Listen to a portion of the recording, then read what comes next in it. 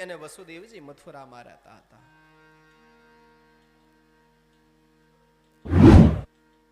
અને એ સમયની અંદર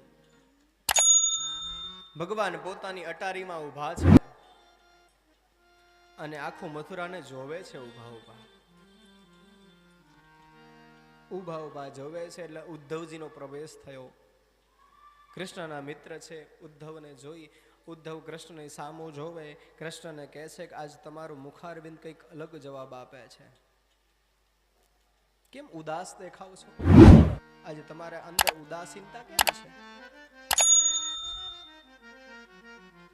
ઉદ્ધવ, તું મારો મિત્ર છે, તારાથી હું ખોટું નહીં બોલું.